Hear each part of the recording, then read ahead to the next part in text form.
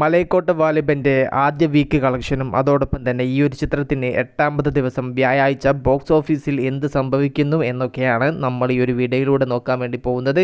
അതിലേക്ക് വരാം. അതിന് മുന്നേ മൂവി പ്ലസ് മീഡിയ എന്ന് പറയുന്നത് നമ്മുടെ ചാനൽ ആദ്യമായിട്ട് കാണുന്നവരാണെങ്കിൽ സബ്സ്ക്രൈബ് ചെയ്യുക. ഓക്കെ, ഇപ്പോൾ വാലിബൻ്റെ ഫസ്റ്റ് വീക്ക് കേരള കളക്ഷൻ പുറത്ത് വന്നിരിക്കുകയാണ്.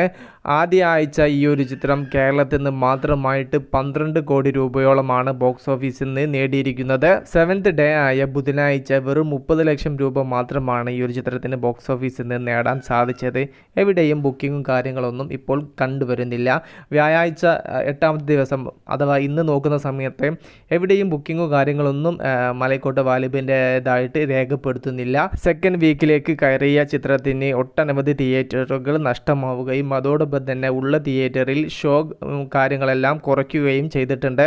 ആദ്യ ഷോ കഴിഞ്ഞത് മുതൽക്ക് തന്നെ പ്രേക്ഷകർ രേഖപ്പെടുത്തിയ ആ ഒരു തണുപ്പൻ പ്രകടനം മലൈക്കോട്ട വാലിബൻ എന്ന ചിത്രത്തിൻ്റെ ഭാവി തന്നെ മാറ്റിമറിച്ചു. അവരുടെ പ്രതീക്ഷയ്ക്കൊത്ത് ഉയരാൻ സിനിമയ്ക്ക് സാധിക്കാത്തതിനാൽ ചിത്രത്തിൻ്റെ കളക്ഷനെയും അത് നല്ല രീതിയിൽ ബാധിച്ചു.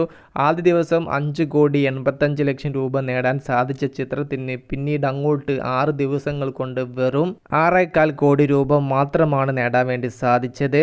റിലീസിൻ്റെ മുന്നേയുള്ള അഡ്വാൻസ് ബുക്കിംഗ് മാത്രമാണ് ചിത്രത്തിന് ഒരു ആശ്വാസമായത്. അതും കൂടെ ഇല്ലായിരുന്നെങ്കിൽ ഈ ഒരു ചിത്രം ബോക്സ് ഓഫീസിൽ വട്ടപൂജ്യമാവുമായിരുന്നു. ഇത്തരത്തിൽ നേരത്തെ അനുവദിക്കപ്പെടുന്ന അഡ്വാൻസ് ബുക്കിംഗ് പ്രേക്ഷകർ ഒന്നും കാണാതെ അല്ലെങ്കിൽ ഒന്നും അറിയാതെ ടിക്കറ്റ്സുകൾ ബുക്ക് ചെയ്യുന്നു. എന്നാൽ ആദ്യ ഷോ കഴിഞ്ഞത് മുതൽക്ക് തന്നെ വരുന്ന നെഗറ്റീവ് അഭിപ്രായം പ്രേക്ഷകരിൽ നല്ല രീതിയിൽ നിരാശ ഉണ്ടാക്കുന്നുണ്ട്.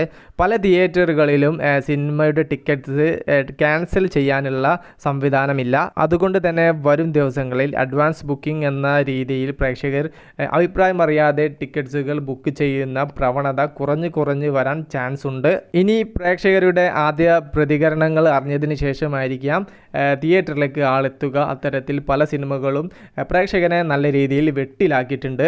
റിലീസിൻ്റെ മുന്നേയുള്ള ഭീകര ഹൈപ്പ് പ്രേക്ഷകനെ നല്ല രീതിയിൽ തിയേറ്ററിലേക്ക് എത്തിക്കുന്നു. എന്നാൽ അവർ ഉദ്ദേശിച്ച രീതിയിലുള്ള ഒരു എൻ്റർടൈൻമെൻറ്റ് അവർക്ക് കിട്ടിയിട്ടില്ലെങ്കിൽ അവർ നിരാശരാകും. ഇത്തരത്തിൽ വലിയ ഹൈപ്പുമായിട്ട് ഒട്ടനവധി സിനിമകളാണ് മലയാള ഫിലിം ഇൻഡസ്ട്രിയിൽ തകർന്നടിഞ്ഞിട്ടുള്ളത്. വിഷയത്തിൽ നിങ്ങളുടെ അഭിപ്രായം ജസ്റ്റ് ഒന്ന് കമൻ്റ് ആയിട്ട് രേഖപ്പെടുത്തുക. മൂവി പ്ലസ് മീഡിയ, ഞാൻ ജിനു ജുനാസ്.